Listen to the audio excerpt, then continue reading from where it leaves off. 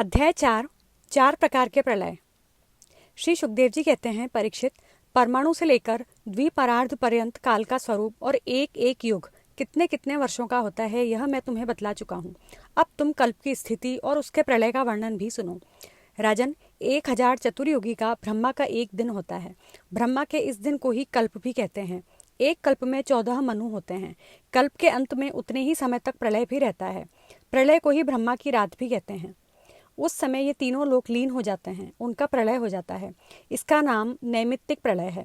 इस प्रलय के अवसर पर सारे विश्व को अपने अंदर समेटकर लीन कर ब्रह्मा और तत्पश्चात शेषशाही भगवान नारायण भी शयन कर जाते हैं।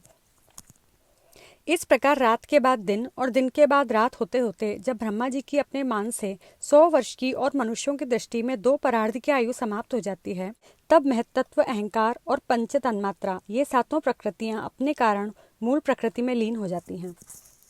राजन, इसी का नाम प्राकृतिक प्रलय है।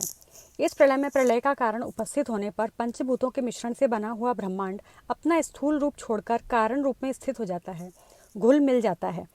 परीक्षित, प्रलय का समय आने पर 100 वर्ष तक मेघ पृथ्वी पर वर्षा नहीं करते, किसी को अन्न नहीं मिलता। उस समय प्रजा भूख प्यास से व्याकुल होकर एक दूसरे को खाने लगती है। इस प्रकार काल के उपद्रव से पीड़ित होकर धीरे धीरे सारी प्रजा क्षीण हो जाती है। प्रलयकालीन सामवर्तक सूर्य अपनी प्रचंड किरणों से समुद्र, प्राणियों के शरीर और पृथ्वी का सारा रस खींच खींच कर सोख जाते हैं और फिर उन्हें सदा की भांति पृथ्वी पर बरसाते नहीं। उस समय संकर्षण भगवान के मुख से प्रलयकालीन संवर्तक अग्नि प्रकट होती है। वायु के वेग से वह और भी बढ़ जाती है और तल अतल आदि सातों नीचे के लोगों को भस्म कर देती है। वहाँ के प्राणी तो पहले ही मर चुके होते हैं। नीचे से आग की करारी लपटें और ऊपर से सूर्य की प्रचंड गर्मी। उस समय ऊपर नीचे चारों ओर यह ब्रह्मांड जलने लगता है और ऐसा जान पड़ता है मानो गोबर का उपला जलकर अंगारे के रूप में दहक रहा हो। इसके बाद प्रलयकालीन अत्यंत प्रचंड सामवर्तक वायु सैकड़ों वर्षों तक चलती रहती है। उस समय का आकाश धुएं और धूल से तो भरा ही रहता है। उसके बाद असंख्यों रंग बिरंगे बादल आकाश में मंडराने लगते हैं और बड़ी भयंकरता के साथ गरज गरज कर सैकड़ों वर्षों तक वर्षा करते रहते हैं। उस समय ब्रह्मांड के भीतर का सारा संसार एक समुद्र हो जाता है, सब कुछ जलमग्न हो जाता है। इस प्रकार जब जल प्रलय हो जाता है तब जल पृथ्वी के विशेष गुण गंध को ग्रस लेता है, अपने में लीन कर लेता है। गंध गुण के जल में लीन हो जाने पर पृथ्वी का प्रलय हो जाता है।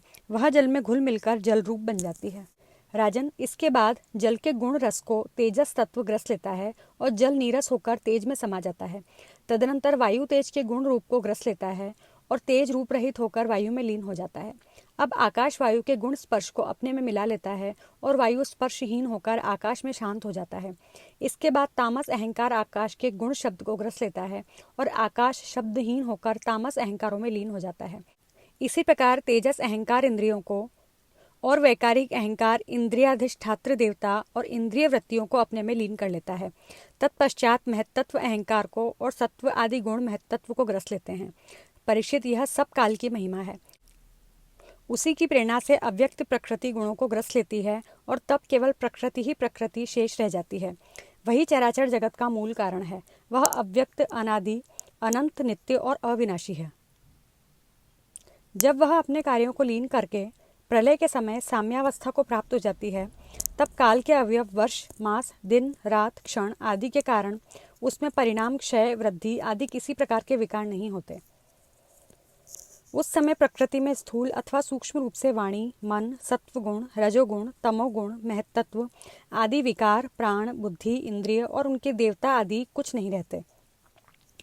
सृष्टि के समय रहने वाले लोगों की कल्पना और उनकी स्थिति भी नहीं रहती।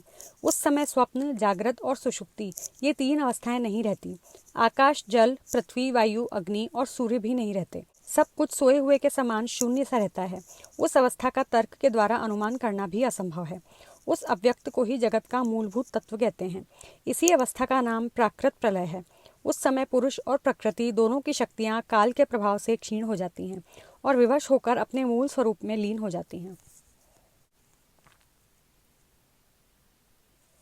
परीक्षित, अब आत्यंतिक प्रलय अर्थात मोक्ष का स्वरूप बतलाया जाता है। बुद्धि, इंद्री और उनके विषयों के रूप में उनका अधिष्ठान ज्ञान स्वरूप वस्तु ही भासित हो रही है। उन सबका तो आदि भी है और अंत भी, इसलिए वे सब सत्य नहीं है। वे दृश्य हैं और अपने अधिष्ठान से भिन्न उनकी सत्ता भी नहीं है, इसलिए वे सर्वथा मिथ्या, माया मात्र हैं। जैसे दीपक, नेत्र और रूप ये तीनों तेज से भिन्न नहीं हैं, वैसे ही बुद्धि, इंद्रिय और इनके विषय तन्मात्राएं भी अपने अधिष्ठान स्वरूप ब्रह्म से भिन्न नहीं हैं, यद्यपि वह इनसे सर्वथा भिन्न है। परीक्षित, जागृत, स्वप्न और सुषुप्ति ये तीनों अवस्थाएं बुद्धि की ही हैं, अतः इनके कारण अंतरात्मा में जो विश्व, तेजस और प्राज्ञ रूप नानात्व की प्रतीति होती है वह केवल माया मात्र है। बुद्धिगत नानात्व का एकमात्र सत्य आत्मा से कोई संबंध नहीं है। यह विश्व उत्पत्ति और प्रलय से ग्रस्त है, इसलिए अनेक अवयवों का समूह अवयवी है। अतः यह कभी ब्रह्मा में होता है और कभी नहीं होता, ठीक वैसे ही जैसे आकाश में मेघमाला कभी होती है और कभी नहीं होती। परीक्षित, जगत के व्यवहार में जितने भी अवयवी पदार्थ होते हैं उनके न होने पर भी उनके भिन्न भिन्न अवयव सत्य माने जाते हैं, क्योंकि वे उनके कारण हैं। जैसे वस्त्र रूप अवयवी के न होने पर भी उसके कारण रूप सूत का अस्तित्व माना ही जाता है, उसी प्रकार कार्य रूप जगत के अभाव में भी इस जगत के कारण रूप अवयव की स्थिति हो सकती है। परंतु ब्रह्म में यह कार्य कारण भाव भी वास्तविक नहीं है, क्योंकि देखो, कारण तो सामान्य वस्तु है और कार्य विशेष वस्तु। इस प्रकार का जो भेद दिखाई देता है वह केवल भ्रम है। इसका हेतु यह है कि सामान्य और विशेष भाव आपेक्षिक हैं, अन्योन्याश्रित हैं। विशेष के बिना सामान्य और सामान्य के बिना विशेष की स्थिति नहीं हो सकती। कार्य और कारण भाव का आदि और अंत दोनों ही मिलते हैं, इसलिए भी वह स्वाप्निक भेदभाव के समान सर्वथा अवस्तु है। इसमें संदेह नहीं कि यह प्रपंच रूप विकार स्वाप्निक विकार के समान ही प्रतीत हो रहा है, तो भी यह अपने अधिष्ठान ब्रह्म स्वरूप आत्मा से भिन्न नहीं है।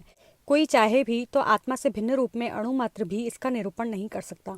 यदि आत्मा से पृथक इसकी सत्ता मानी भी जाए तो यह भी चिद्रूप आत्मा के समान स्वयं प्रकाश होगा, और ऐसी स्थिति में वह आत्मा की भांति ही एक रूप सिद्ध होगा। परंतु इतना तो सर्वथा निश्चित है कि परमार्थ सत्य वस्तु में नानात्व नहीं है। यदि कोई अज्ञानी परमार्थ सत्य वस्तु में नानात्व स्वीकार करता है तो उसका वह मानना वैसा ही है जैसा महाकाश और घटाकाश का आकाश स्थित सूर्य और जल में प्रतिबिंबित सूर्य का तथा बाह्य वायु और आंतरवायु का भेद मानना।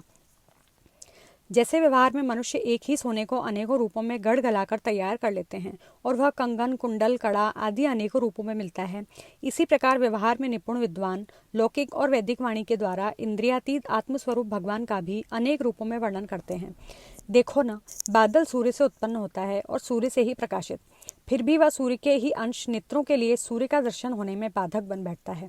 इसी प्रकार अहंकार भी ब्रह्म से ही उत्पन्न होता, ब्रह्म से ही प्रकाशित होता और ब्रह्म के अंश जीव के लिए ब्रह्म स्वरूप के साक्षात्कार में बाधक बन बैठता है।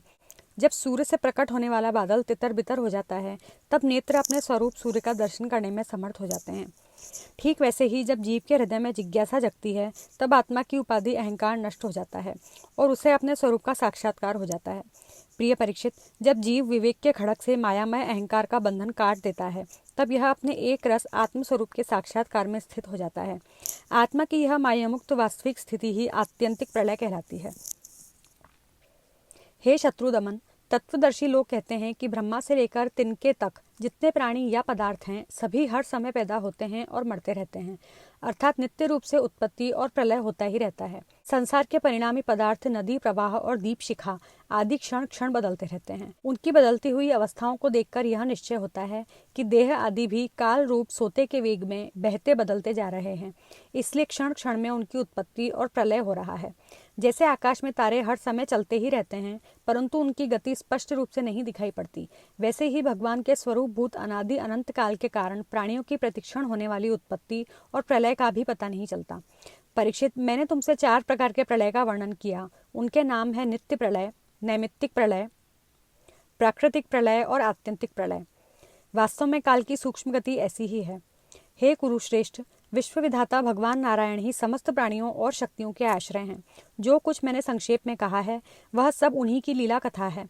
भगवान की लीलाओं का पूर्ण वर्णन तो स्वयं ब्रह्मा जी भी नहीं कर सकते। जो लोग अत्यंत दुस्तर संसार सागर से पार हो जाना चाहते हैं अथवा जो लोग अनेकों प्रकार के दुख दावानल से दग्ध हो रहे हैं, उनके लिए पुरुषोत्तम भगवान की लीला कथा रूप रस के सेवन के अतिरिक्त और कोई साधन, कोई नौका नहीं है। ये केवल लीला रसायन का सेवन करके ही अपना मनोरथ सिद्ध कर सकते हैं। जो कुछ मैंने तुम्हें सुनाया है यही श्रीमद् भागवत पुराण है। इसे सनातन ऋषि नर नारायण ने पहले देवर्षि नारद को सुनाया था और उन्होंने मेरे पिता महर्षि कृष्ण द्वैपायन को। महाराज, उन्हीं बद्रीवन विहारी भगवान श्री कृष्ण द्वैपायन ने प्रसन्न होकर मुझे इस वेद तुल्य श्री भागवत संहिता का उपदेश किया। कुरुश्रेष्ठ, आगे चलकर जब शौनक आदि ऋषि नैमिषारण्य क्षेत्र में बहुत बड़ा सत्र करेंगे तब उनके प्रश्न करने पर पौराणिक वक्ता श्री सूत जी उन लोगों को इस संहिता का श्रवण कराएंगे।